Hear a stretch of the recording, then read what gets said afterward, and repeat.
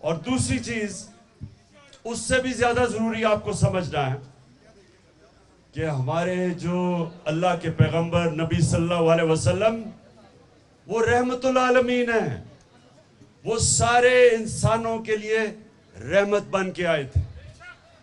یہ ضروری آپ کو سمجھنا ہے کیونکہ کوئی بھی ہمارا دین سمجھ ہی نہیں سکتا اگر اس کو اس چیز کی سمجھ نہ ہو کہ ہمارا رب سب انسانوں کے لیے ہے اور جو ہمارے پیارے نبی صلی اللہ علیہ وسلم وہ سارے انسانوں کے لیے رحمت بن کے آئے تھے.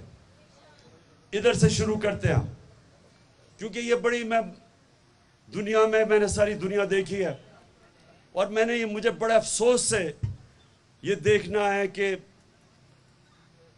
ہر جگہ کہیں زیادہ کہیں کم لیکن انسانوں کے خلاف صرف اس لیے نفرت کہ یا ان کا رنگ فرق ہے اور یا ان کا دین فرق ہے.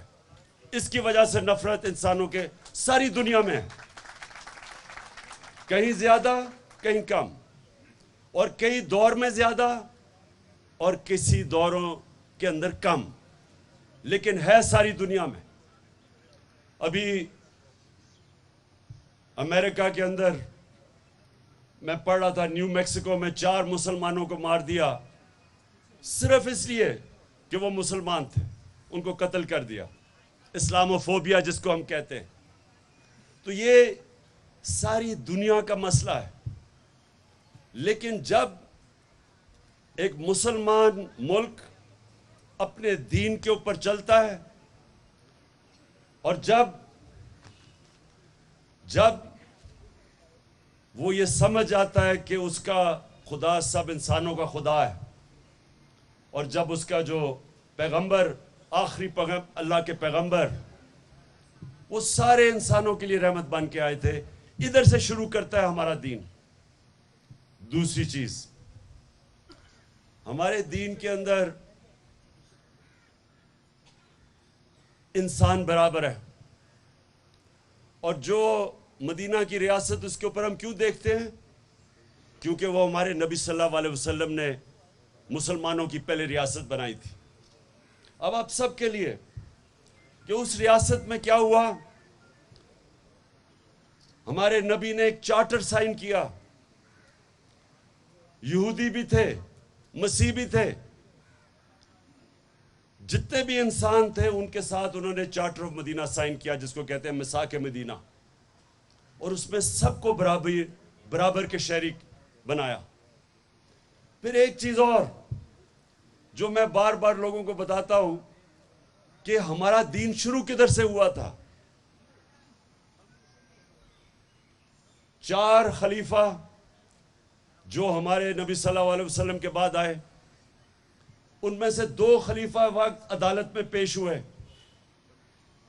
جو ہماری مسلمان جو ایک بہت بڑی ہستی مسلمانوں کی حضرت علی رضی اللہ تعالی، وہ عدالت میں جاتے ہیں اور ان کا کیس ہوتا ہے ایک اقلیت سے، یہودی سے، اور وہ آپ یہ سمجھیں کہ خلیفہ وقت ہیڈ آف سٹیٹ ایک اقلیت کے ساتھ عدالت میں جاتے ہیں. پہلے تو یہ سوچیں کہ کتنی آج دنیا میں ملک ہیں جدھر ہیڈ آف سٹیٹ ایک عام اقلیت کے ساتھ عدالت میں پریزنٹ ہوگا. کتنے دنیا میں ملک ہیں، بڑے بڑے ملک ہیں، ویسٹرن ڈیموکریسیز ہیں. آپ کو بھی تصور کر سکتے ہیں کہ ایک اقلیت کے ساتھ وہ عدالت میں پریزنٹ ہو.